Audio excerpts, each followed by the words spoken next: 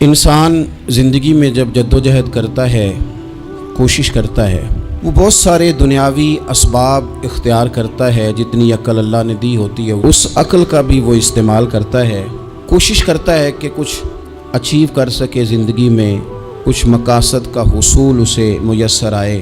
عزیز بھائیوں، ایک بات اپنے ذہن میں اچھی طرح بٹھا لیں اور لکھ لیں کہ زندگی میں جو کسی بندے کو کامیابی حاصل ہوتی ہے وہ رب تعالیٰ کی مدد سے حاصل ہوتی ہے۔ اگر رب تعالیٰ مددگار ہو تو پھر کوئی چیز بھی رستے میں رکاوٹ نہیں بنتی، اور اگر مالک کریم کو منظور نہ ہو تو انسان بہترین سیاستدان ہو، اچھا ایڈمنسٹریٹر ہو، اس کا ذہن بڑی وسعت رکھتا ہو، بڑی اچھی پلاننگ کرنا جانتا ہو، سارا کچھ ہو تو بندہ ناکام ہو جاتا ہے۔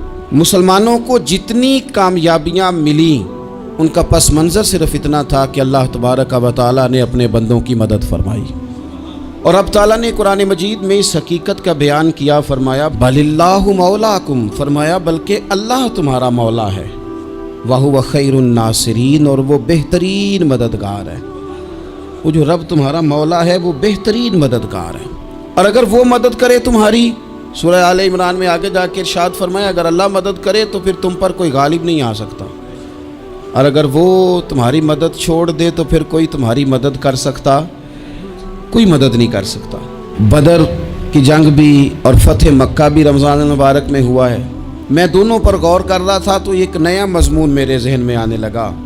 بدر کی جو جنگ ہے اس میں بھی ایک عجیب انقلاب آیا ہے کہ 313 نے 1000 سے مقابلہ کیا، اور جن 1000 سے مقابلہ کیا وہ اسلحے سے لیس تھے، اور یہ جو 313 ہیں ان کے پاس 6 زرہیں، 8 تلواریں، چند گھوڑے، لیکن اللہ نے کامیابی دی تو خود رب نے بیان کیا کس طرح دی، فرمایا وَلَقَدْ نَصَرَكُمُ اللَّهُ بِبَدْرٍ وَأَنْتُمْ أَذِلَّةٌ، وہ کامیابی اس طرح ملی ہے کہ رب نے تمہاری مدد کی تھی، تم تو کمزور تھے، اللہ نے بدر میں تمہاری مدد کی، تم جیت گئے۔ وَلَقَدْ نَصَرَكُمُ اللَّهُ بِبَدْرٍ وَأَنْتُمْ أَذِلَّةٌ، اللہ نے بدر میں تمہاری مدد کی، تم تو کمزور تھے۔ پھر فتح مکہ نصیب ہوئی تو اس میں بھی بہترین منصوبہ بندی نبی پاک علیہ السلام نے فرمائی، بہترین حکمت عملی حضور نے اپنائی، لیکن ہمیں جو اللہ رسول نے بات سمجھائی وہ کیا ہے؟ اذا جاء نصر اللہ والفتح، فرمایا جب اللہ کی مدد آئی اور فتح نصیب ہو گئی۔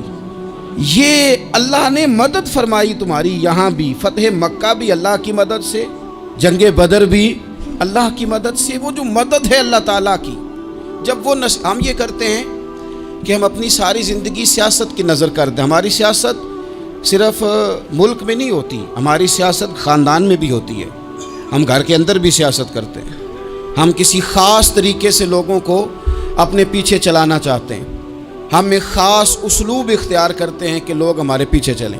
اس کا نقصان ہمیں یہ ہوتا ہے کہ سیاست جو ہوتی ہے یہ شطرنج کے ہیر پھیر کی طرح ہوتی ہے، تو اس کے راز بڑی جلدی کھلنے لگ جاتے ہیں، پتہ چل جاتا ہے کہ بندہ مخلص نہیں تھا، سیاست کر رہا تھا، طریقے سلیقے سے اس نے جوڑ کے رکھا ہوا تھا۔ ہم ہر جگہ سیاست کے بل بوتے پر چیزوں کو لے کے چلنا چاہتے ہیں، سیاستیں ناکام ہو جاتی ہیں، سیانے لوگ فیل ہو جاتے ہیں، بچتا صرف وہی ہے جس کے پیچھے رب تعالیٰ کی مدد شامل حال ہوتی ہے۔ اپنی زندگی کے اندر ہم جو کچھ بھی کر رہے ہیں، جس شعبے سے بھی ہمارا تعلق ہے، آج ہم نے اس بات پہ غور کرنا ہے کہ پہلے تو یہ غور کر لیں کہ جو کام ہم کر رہے ہیں کیا وہ کام ایسا ہے کہ اس میں اللہ کی مدد ہمیں ملے گی؟ اگر آپ کوئی معاذ اللہ ناجائز کام کر رہے ہیں، فعل حرام کا ارتکاب کر رہے ہیں، تو اس میں تو مدد الہی آئے گی نہیں۔ پہلے تو یہ دیکھیں جو کر رہے ہیں وہ کام مدد الہی والا ہے، اور اگر اللہ تعالیٰ کی مدد والا وہ کام ہے پھر اس پر غور کریں کہ کیا ہم نے مالک سے مدد کا سوال کیا ہے، ہمیں مدد میسر آ رہی ہے۔ وہ میں نے بزرگوں سے ایک بات سنی تھی، وہ بڑی یاد رہ گئی۔ وہ فرمایا کرتے تھے قابلیت بھی بڑی چیز ہے لیکن قبولیت سب سے بڑی چیز ہے۔ قابل ہونا بھی بڑی بات ہے لیکن زیادہ بڑی بات یہ ہے کہ اس کی بارگاہ میں قبول بھی ہے کہ نہیں۔ اپنی زندگی میں اللہ کی مدد کی طرف بڑھیں، مالک کی مدد کا حصول اختیار کرنے کی کوشش کریں، اللہ کے ساتھ اپنے آپ کو جوڑیں۔ اگر اللہ کی مدد نصیب ہو، یہ جو ہم جتنا ڈرتے رہتے ہیں، سہمے رہتے ہیں، پریشان رہتے ہیں، کوئی کیا کر دے گا، ہمارے ہاں نا ہر شعبے میں معاذ اللہ ایک مافیا ہے، الا ماشاء اللہ. وہ مافیا کہتا ہے میرے ساتھ ملو گے تو میں چلنے دوں گا، ورنہ میں نہیں چلنے دوں گا. مارکیٹ میں آ ہی نہیں سکتا فلانا بندہ، چونکہ یہاں ہمارا قبضہ ہے. اور میرے بھائی پھر بہت سارے لوگ جن کی نیتیں اور ارادے بڑے اچھے ہوتے ہیں شروع میں، وہ بھی اس مافیا کا شکار ہو جاتے ہیں اور ان کے رنگ میں رنگ جاتے ہیں. یاد رکھنا، کسی شخص کی بلیک میلنگ کا کبھی شکار نہ ہونا، کبھی کسی کی میٹھی اور مسجع مکفہ باتوں کا شکار نہ ہونا. کوئی کیا کر سکتا ہے اگر اللہ مددگار ہو تو؟ جس کو رب کریم اٹھانا چاہے اسے کوئی گرا سکتا ہے؟ ہم یہ ڈرے ڈرے سہمے سہمے پریشان فیصلہ کرنے کی طاقت نہیں، مجھے چلنا چاہیے کہ نہیں، اٹھنا چاہیے کہ نہیں، کرنا چاہیے. اٹھ باندھ کمر کیوں ڈرتا ہے؟ پھر دیکھ خدا کیا کرتا ہے. حضرت عبداللہ ابن عباس فرماتے ہیں میرے نبی پاک علیہ السلام نے میری تربیت فرمائی، حضور نے میری تربیت فرمائی. اور محبوب پاک علیہ السلام نے فرمایا عبداللہ یاد رکھنا، یہ نوجوان دوست میری بات لکھ لیں، پریشان لوگ میری بات لکھ لیں، جن کے پاس قوت فیصلہ نہیں وہ اس بات کو لکھ لیں. حضرت عبداللہ ابن عباس فرماتے ہیں میرے نبی پاک علیہ السلام نے مجھ سے فرمایا تھا عبداللہ سن، اگر ساری دنیا مل کے تیرا کوئی نفع کرنا چاہے کر نہیں سکتی جب تک میرے رب کی رضا نہ ہو. اور فرمایا ساری دنیا مل کے تیرا کچھ بگاڑنا چاہے تو عبداللہ بگاڑ نہیں سکتی جب تک رب کریم کی حکمت کا تقاضا نہ ہو. لوگوں سے ڈرنا، لوگوں کی طرف دیکھنا، ماحول دیکھ کے اپنے راہ کا تعین کرنا، ہر بندے کے خیالات کے مطابق ڈھلنے کی کوشش کرنا، فلانا نہ ناراض ہو جائے، فلانا نہ ناراض ہو جائے، اور جس نے ہونا ہو جائے، بس رب رسول ناراض نہ ہو.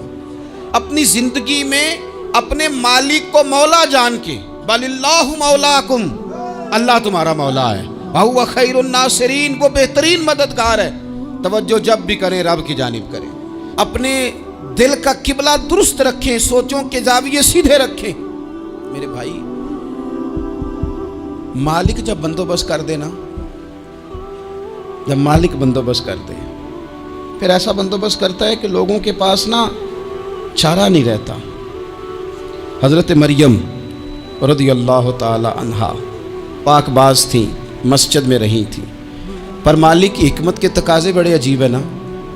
پھر جناب مریم کو اللہ تعالیٰ نے بغیر شوہر کی اولاد عطا کر دی.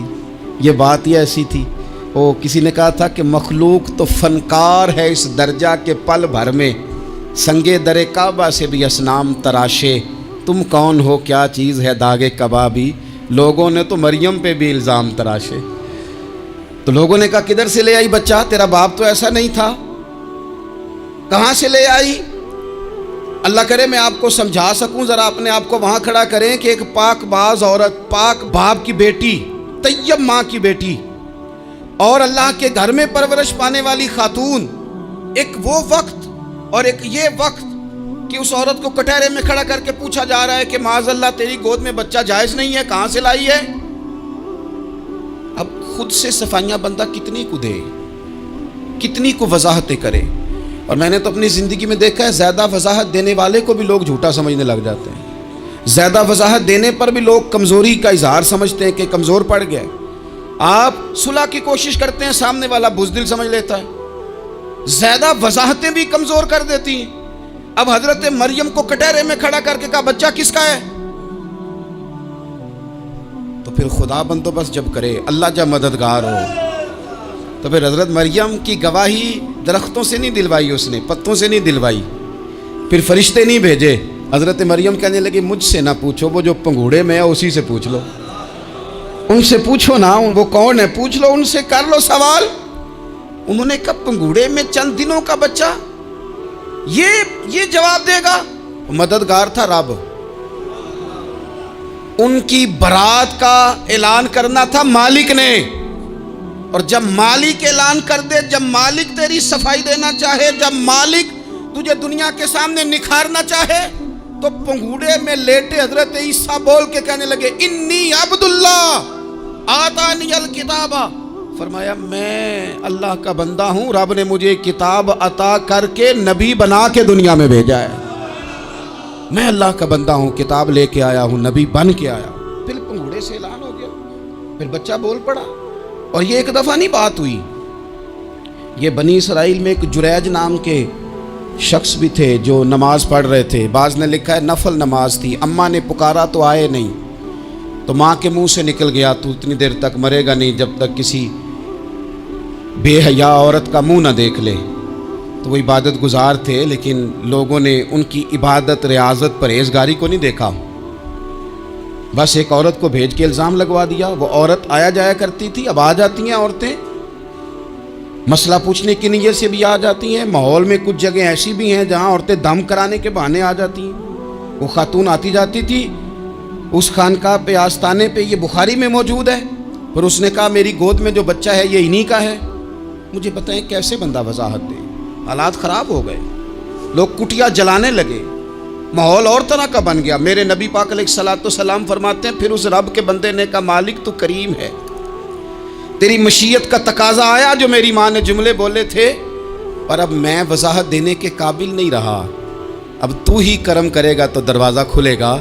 तो वो चंद दिनों का बच्चा पंगूड़े में बोल के कहने लगा मैं इस दरवेश का नहीं, मैं तो फलाने चरवाहे का बच्चा हूँ, वो जो बकरियाँ चराता है। रब की मदद को पुकारें, अपने साथ अपने मालिक की मदद को शामिल करें, थोड़े रिस्क पर भी गुजारा अच्छा होने लग जाएगा। सारे लोग आपको गिराने की तदबीरें कर रहे होंगे और मालिक आपको इज्जतें अता फरमा देगा, उसकी बारगाह से हिकमत का तकाजा और हो जाएगा। हमने सारी ज़िंदगी लोगों को राज़ी करने में गुजार दी, सारी ज़िंदगी बुढ़ापा आ गया बच्चों को पालते, और बच्चों ने आखिरी उम्र में कह दिया अब्बा अगर कोई ढब का काम कर लेते तो आज हमारे दिन भी फेर न जाते। सारी ज़िंदगी गुजार दी बहन भाइयों को राज़ी करने में, सारी ज़िंदगी गुजार दी जिम्मेदारियां उठाने में। उनको 99 दफ़ा दिया, एक दफ़ा नहीं दिया तो उन्होंने कह दिया तूने तो कभी दिया ही नहीं, तू था ही नहीं। सारी ज़िंदगी मोहल्लेदारों, इलाके वालों को राज़ी करने में गुजार दी। और मैंने ऐसे लोग भी देखे दीन के लिए वक्त गुजारा, लेकिन जब बुढ़ापे में दांत काम ना करते थे तो वक्त के मुफ्तियों को भी मस्जिदों की कमेटियों ने कह दिया अब आपकी समझ नहीं आती, हमने ख़तीब को यौर रखना है, न देखो दुनिया की तरफ, दुनिया रुला देती है, न राज़ी करो बंदों को, बंदे थका देते हैं, न पीछे भागो हर वक्त दुनियादारों के, ये इंसान को कमज़ोर कर देते हैं। वो तो करीम ही बड़ा है, 2 आंसू ज़मीन पर बाद में गिरते हैं, बंदे के गुनाह सारे पहले माफ़ फरमा देता है। अल्लाह की मदद का हुसूल, अपने मालिक की मदद की तरफ बढ़ना, आपको बदर की जंग भी यही दरस देगी, आपको ओहद का मैदान भी यही सबक देगा, फतेह मक्का भी यही सबक देगा। मेरे दोस्तों, जब रब मदद फरमाए, जब अल्लाह मददगार बने। दोस्तों से एक बात अक्सर करता हूँ, मैं कहता हूँ कि जितने दर्द से आप अमीर को अपनी कहानी सुनाते हैं ना, और जिस तरह आपके आंसू बात करने से पहले गिर जाते हैं कि गरीब हैं, बच्चियाँ हैं, कारोबार नहीं, ओ मेरे संगियों, इससे आधे आंसू अपने रब की बारगाह में बखेरो, उसके हुजूर अर्ज गुजार हो जाओ, उससे तलब करो। एक वक्त इंसान पर ज़िंदगी में ऐसा आता है कि उसे यूँ महसूस होता है कि मेरा साया भी जरा सा पीछे हट गया है, उसे यूँ लगता है कि मैं किसी सहारे पे हाथ डालता हूँ तो वो भाग जाता है मुझसे। लेकिन मालिक की बारगाह ऐसी अजीम बारगाह है, रब रसूल के आस्ताने इतने बड़े हैं कि आप जब वहाँ कशकोले तलब दराज करते हैं तो झोली फैलाने में देर लगती है, उनको भरने में तो कोई देर नहीं लगती। हमने अपना सोच का किबला ही दुनिया को बना लिया है। ये जो अल्लाह वालों की मदद है ये तो है नहीं, अल्लाह ही की मदद है, लेकिन ये जो सेठों की तरफ तवज्जो करना, नवाबों की तरफ तवज्जो करना, दुनियादारों की तरफ तवज्जो करना और अपना मिजाज इस तरह का बना लेना, यारो गर्दन को झुका देता है खैरात का पत्थर, जहाँ में मांगने वालों के सर कभी ऊंचे नहीं होते। और इकबाल कहते हैं गैरत है बड़ी चीज़ जहाने तगो दो में, पहनाती है ये फ़क्र को ताजे सरदारा। मैं अर्ज़ करूँगा कि अपनी आप जब तवज्जो का किबला अल्लाह रसूल को बनाएंगे तो रब फरमाते हैं वयरज़ुक़हु मिन हैसु ला यहतसिब, मैं ना तुझे वहाँ से रिस्क दूंगा जहाँ से कभी तेरा गुमान भी नहीं गया होगा, यहाँ से भी मिल सकता है, तूने सोचा भी नहीं होगा। बुखारी शरीफ में हदीस है, हज़रत जाबिर इब्न अब्दुल्लाह फरमाते हैं नबी पाक सल्लल्लाहु अलैहि वसल्लम ने ना 300 लोगों का एक लश्कर रवाना किया किसी मुहिम के लिए, किसी जिहाद के लिए। हज़रत अबू उबैदा बिन जर्राह रज़ियल्लाहु ताला अन्हु अमीर लश्कर थे। फरमाते हैं गुर्बत इतनी ज़्यादा थी, بھوک اتنی زیادہ تھی کہ ایک ایک کھجور دن میں ایک وقت کھانے کو ملتی تھی، اور کچھ دن ایسے آئے کہ اب کھجور بھی نہیں مل رہی۔ فرماتے ہیں اتنی زیادہ بھوک لگی مجاہدین کو، 300 بندہ پتے کھا کے گزارا ہونے لگے۔ یہ بخاری میں موجود ہے۔ آپ فرماتے ہیں کہ دریا کے کنارے ہمارا پڑاؤ تھا، ٹھہراؤ تھا۔ جب بھوک سے نڈھال ہو گئے نا، وَيَرْزُقْهُ مِنْ حَيْثُ لَا يَحْتَسِبُ، اللہ وہاں سے روزی دیتا ہے، گمان بھی نہیں ہوتا۔ فرماتے ہیں ایک مچھلی اللہ تعالیٰ نے دریا کے کنارے بھیجی، فرماتے ہیں وہ تھی تو مچھلی پر پہاڑ جتنی تھی۔ بخاری میں لفظ ہیں، حضرت جابر ابن عبداللہ رضی اللہ تعالیٰ عنہ فرماتے ہیں 300 آدمی 18 دن تک اس مچھلی کو کھاتے رہے، مچھلی ختم ہی نہیں ہوئی۔ مچھلیاں نہیں، مچھلی کہتے ہیں 18 دن 300 بندہ کھاتا رہا، مچھلی ختم ہی نہیں ہوئی۔ اور فرماتے ہیں کہ اس کی ہڈی نکال کے، کانٹا کہیں گے آپ اپنی زبان میں، کہتے ہیں وہ نکال کے نا تو اس کو کھڑا کیا نا جب، تو اونٹ کجاوے سمیت اس کے بیچ سے گزر جاتا تھا، 2 اس کے کانٹے جوڑے۔ فرماتے ہیں وہ اس کا گوشت ہم کھاتے تھے اور اس کی چربی بطور تیل کے ہم جسموں پہ ملتے تھے، بیماروں کو اس سے سکون آتا تھا، تندرستی شفا ہوتی تھی۔ فرماتے ہیں ہم کھایا بھی ہم نے، اور کچھ لے کے ہم مدینے بھی گئے، اور قربان جائیں نبی پاک نے بھی اس میں سے کھایا۔ ہم نے عرض کی حضور یہ معمہ کیا ہے، یہ ماجرا کیا ہے؟ تو محبوب نے فرمایا تمہارے پاس غذا نہیں تھی، رب نے تمہارے لیے بندوبست کیا ہے، اللہ نے تمہیں دیا ہے۔ مکان شروع کر لیا، ایک صاحب نے وہ مکان بنانے لگے، آپ وہ حساب لگا رہے ہیں، کہتے ہیں میرے پاس اتنے پیسے ہیں، اتنے میں نے فلانے دوست سے کہنا ہے اس نے دے دینے، اتنے فلانے رشتہ دار سے کہنا ہے اس نے دے دینے، اتنے فلانے سے کہنا ہے اس نے دے دینے۔ یہ ساری کاپی بنا کے مکان شروع کر لیا۔ جو روز کہتا تھا نا کوئی حکم ہو جاتے دسی، سب سے پہلے اس کو کہا میاں پیسے چاہیے، وہ کہندا ہو کل ہی منڈا ٹوریا ہے، کہتے تو پرسوں 10 داتے لب جانے سن۔ میں آپ کو اپنے تجربے کی بات بتا رہا ہوں۔ جن لوگوں کا خیال ہوتا ہے نا کہ آپ سٹارٹ کریں فلانا کام، ہم آپ کے ساتھ ہیں، اللہ کا ہی کوئی نظام ہے، وہ بالکل بھی نہیں ساتھ ہوتے۔ لیکن ایسا نہیں ہے کہ کوئی ساتھ نہیں ہوتا، اللہ تعالیٰ بڑے اسباب پیدا کرتا ہے، وہاں سے دیتا ہے جہاں سے گمان بھی۔ ہمارا یہ ذہن بن جاتا ہے ہم ساری اپنے حساب سے چلتے ہیں، اتنے رشتہ داروں سے، اتنے، وہ کون آپ کے ساتھ چلے گا، سوال ہی نہیں پیدا ہوتا۔ یہ سارے کام چھوڑ کے سب سے پہلے 2 رکعتیں پڑھو، اپنے رب کی بارگاہ میں، رسول کائنات کی بارگاہ میں گزارشات اور استغاثے پیش کرو، وہاں سے خیر طلب کرو۔ دنیا دار کیا دیں گے، کیا دے سکتے ہیں، کیا حیثیت ہوتی ہے کسی، اللہ کہتا ہے وہاں سے دوں گا۔ تو جو اللہ مال دے وہ لینا چاہیے کہ رشتہ داروں کا مال دیکھنا چاہیے؟ جو اللہ دے وہ لینا چاہیے کہ سیٹھوں نوابوں کی جیبیں دیکھنی چاہیے؟ جو اللہ دے وہ قبول کرنا چاہیے یا دیکھنا چاہیے کون سا آدمی کہاں پہنچ گیا؟ چھوڑو، اپنی مٹی پہ چلنے کا سلیقہ سیکھو۔ کسی کے سنگ مرمر پہ چلو گے تو پھسل جاؤ گے، پھسل جاؤ۔ اس پر ایک اور بات عرض کر دوں، صحیح بخاری سے، مسلم سے ایک اور بات۔ کچھ چیزیں ایسی ہیں جن سے اللہ کی مدد آتی ہے، مدد ملتی ہے۔ ایک چیز ان میں سے ایسی ہے جس سے بہت مدد نازل ہوتی ہے، وہ ہے کہ جب رب آپ کو دے نا تو پھر آپ بھی اس کے رستے میں دیں، پھر مدد آتی ہے، پھر اور آتا ہے۔ بخاری مسلم میں حدیث ہے، یہ زیادہ ہی توجہ طلب امر ہے، اس پر آپ غور کریں گے۔ حضرت ابو ہریرہ فرماتے ہیں کہ نبی پاک علیہ السلام نے فرمایا ایک شخص نے بادلوں کے اندر سے آواز سنی کہ فلاں آدمی کا کھیت اور باغ خشک ہو گیا ہے، وہاں برسو اور اس کے کھیت کو سیراب کرو۔ وہ بڑا حیران ہوا کہ بادل سے آواز آ رہی۔ پھر اس نے دیکھا کہ ایک پہاڑی پر بارش ہوئی، وہ بادل وہاں برسا، پھر نالیوں سے ہوتا ہوا پانی ایک طرف چلا، تو جس نے آواز سنی تھی، حضور بیان کر رہے ہیں، وہ بھی پیچھے پیچھے چلا کہ پانی کدھر جا رہا ہے۔ اس نے جا کے دیکھا کہ ایک مقام پہ ایک باغ کو وہ پانی لگ رہا ہے اور ایک آدمی وہ پانی لگا رہا ہے۔ اس نے اس سے پوچھا تیرا نام کیا ہے؟ اس نے کہا کیوں؟ کہنے لگا بتا نا۔ اس نے نام بتایا تو کہنے لگا یہی تو وہ نام ہے جو میں نے بادلوں کے اندر سے سنا ہے کہ فلاں کے کھیت کو پانی دے دو۔ اس نے کہا یار تو کیا عمل کرتا ہے کہ اسپیشل تیرے لیے بارش برسے؟ یہ بخاری پڑھ رہا ہوں، سیاستہ سے حدیث عرض کر رہا ہوں۔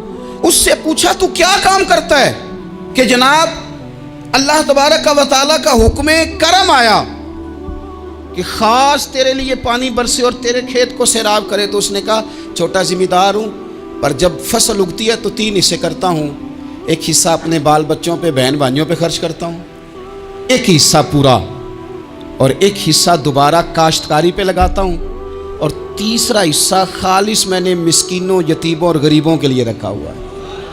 وہ جو تیسرا حصہ اللہ کرے آپ سمجھیں، وہ رب کے بندوں پہ تیسرا حصہ خرچ کرتا ہے نا، تو کریم مالک نے فرمایا جہاں سے غریب کا حصہ جاتا ہے وہ کھیت خشک نہیں رہنا چاہیے، وہ جہاں سے مسکین روٹی کھاتے ہیں وہ خشک نہ رہے، جہاں سے یتیموں کو کچھ آتا ہے کہیں اس کی فصل رہ نہ جائے۔ میں اور آپ بھی اگر اپنے مال میں مسکینوں، یتیموں، غریبوں کے حصے رکھ لیں گے تو فصلیں خشک نہیں رہیں گی، ان کے اندر تازگی آئے گی، نور آئے گا، کرم آئے گا، خاص کر خدا کی رحمت برسے گی، مدد اللہ سے چاہیں، اپنی توجہات کا مرکز رب رسول کی ذات کو بنائیں، پھر آپ محسوس کریں گے کہ بڑی جلدی اللہ تعالیٰ کی مدد آنے لگی ہے۔ کبھی آپ صرف کہہ دیں نا میرا رب میرے ساتھ ہے، اس لفظ میں اتنی طاقت ہے کہ دشمن ویسے زہر ہو جاتا ہے۔ زندگی میں کسی سے بھی لڑائی ہو اچھی طرح سوچ لیں کہ اللہ اس طرف ہے یا اس طرف ہے۔ اگر آپ زیادتی پہ ہیں تو پھر رب مظلوم کی جانب ہے۔ اگر اللہ کی مدد آپ کے ساتھ ہے تو دنیا کی کوئی طاقت آپ کو گرا نہیں سکتی، اور اگر آپ مظلوم کے مقابلے میں ظالم بن کے آپ کھڑے ہو گئے ہیں اور آپ نے رویہ وہ اختیار کیا ہے کہ جس میں مدد نہیں آئے گی، تو پھر یاد رکھ لیں کہ آپ کوئی بھی ہیں، کہاں بھی ہیں، آپ کمزور ہیں۔ طاقتور تھے ابتدائے اسلام میں، ظاہری طاقت تھی کفار مکہ کے پاس، وہ ڈنڈوں سے مارتے تھے غریبوں کو، ان کے ہاتھوں میں ڈنڈے تھے، پر خدائی طاقت ان مظلوموں کے ساتھ تھی۔ صاحب زرقانی نے لکھا ہے، حضرت زنیرہ رضی اللہ تعالیٰ عنہ ایک لونڈی ہیں، غریب ہیں، ماڑے دا کی کام محمد نس جانا یا رونا، غریب سادی بی بی اور لونڈی کنیزہ، ایک مشرک کی کنیزہ تھی، انہوں نے کلمہ پڑھ لیا، وہ ڈنڈوں سے مارتا، دروں سے مارتا، تکلیف دیتا۔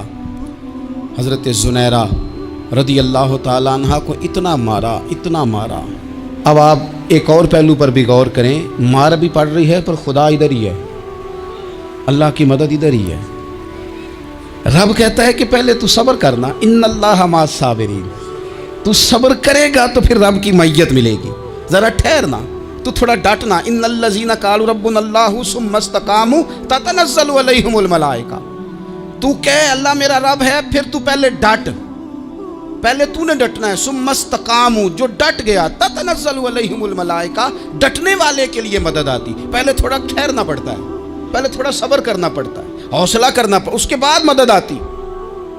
مار پڑ رہی ہے، مارا جا رہا ہے حضرت زنیرہ کو، ان کا مالک جو ہے ظاہری آقا وہ مار رہا ہے، یہ کنیزہ ہے، اتنا مارا، اتنا مارا، ان کی بینائی چلی گئی، نظر آنا بند ہو گیا۔ ابو جہل آیا اور کہنے لگا زنیرہ دیکھا نا ہمارے بت تیری آنکھیں لے گئے، معاذ اللہ، لات و منات ہمارے بتوں نے تجھے اندھا کر دیا۔ اب ایسا نہیں ہے کہ بی بی روتی جا رہی ہے، روتی جا رہی ہے، مایوسی مایوسی، معاذ اللہ، پریشانی، غریبی بڑی ہے، پوچھنے والا کوئی نہیں، یہ باتیں نہیں۔ کیا جملے ہیں خاتون کے، کیا لفظ ہیں۔ ابو جہل نے تنزیہ کہا، معاذ اللہ، کہنے لگا دیکھا نا ہمارے بتوں نے تجھے اندھا کر دیا۔ تو جناب زنیرہ آنکھوں کی بینائی گئی ہے اور رات کو گئی ہے، دکھ ابھی تازہ ہے، لیکن اللہ پہ جو توکل ہے، اپنے مالک سے جو رشتہ ہے وہ اتنا مضبوط ہے، اتنا طاقتور ہے، اس میں اتنی گہرائی ہے کہ حضرت زنیرہ بول کے نا اتنی قوت سے بولی، اتنی طاقت سے بولی کہ پورے کفر پر لرزہ طاری ہو گیا۔ فرمانے لگی تمہارے بتوں کی کیا اوقات ہے کہ وہ میری بینائی لے جائیں، یہ میری رب کی حکمت کا تقاضا ہے۔ جب تک اس نے چاہا زنیرہ دیکھتی رہی، اور جب اس نے چاہا زنیرہ کی آنکھوں کی بینائی چلی گئی، اور اگر وہ چاہے گا نا تو بینائی واپس بھی کر دے گا۔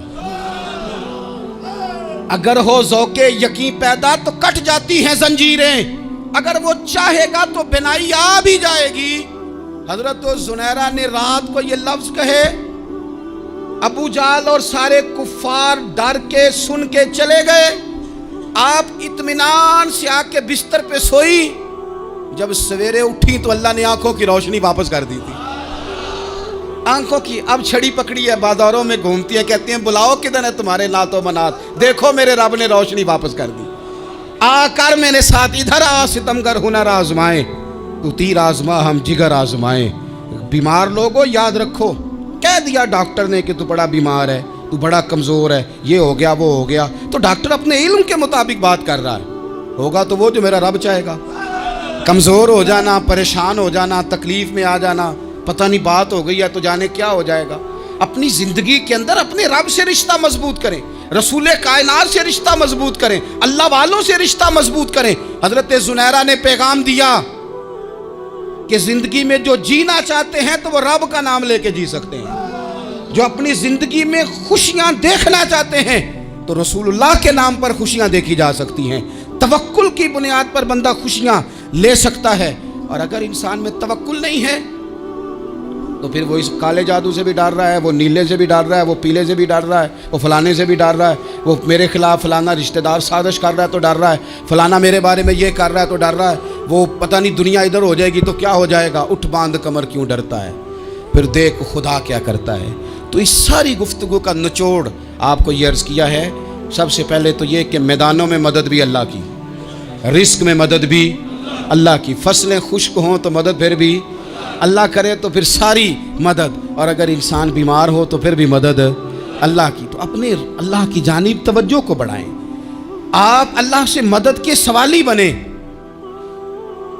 ترمذی کی ایک حدیث ہے، میں آپ کو زندگی کا تجربہ بتاتا ہوں کہ جب میں بڑا پریشان ہوتا ہوں تو یہ والی روایت کھول لیتا ہوں، مزہ دیتی ہے۔ میرے نبی پاک علیہ السلام نے فرمایا اپنے دکھ سیٹھوں نوابوں کو نہ کہنا، مالداروں کا نہ کہنا، ورنہ اللہ تمہیں کبھی غنی نہیں کرے گا۔ فرمایا اپنے دکھ اپنے رب کی بارگاہ میں عرض کرنا، جلدی کرے یا دیر سے کرے اللہ تمہیں لوگوں سے بے نیاز کر دے گا، اللہ تمہیں غنی کر دے گا۔ رات کو بیٹھو نا اس کی بارگاہ، اسے دکھڑے سناؤ، چھوٹی چھوٹی باتیں۔ حضور نے فرمایا نمک بھی مانگو تو رب سے مانگو، چھوٹی چھوٹی بات سے شروع کرو نا۔ جب بندہ شروع کرتا ہے نا چھوٹی چھوٹی چیزیں تو بڑی ساری چیزیں یہ اس طرح ہوتا ہے جیسے بندہ رب سے گفتگو کر رہا ہے، مالک مجھے یہ چاہیے، مالک میں یہاں کمزور ہوں، اللہ میں یہاں پریشان ہوں۔ آپ یہ کر کے تو دیکھیں، لمبی لمبی دعائیں مانگ کے تو دیکھیں، اس کے حضور جوڑ کے تو دیکھیں، آپ دیکھیں گے راحت کتنی ہے، سکون کتنا ہے۔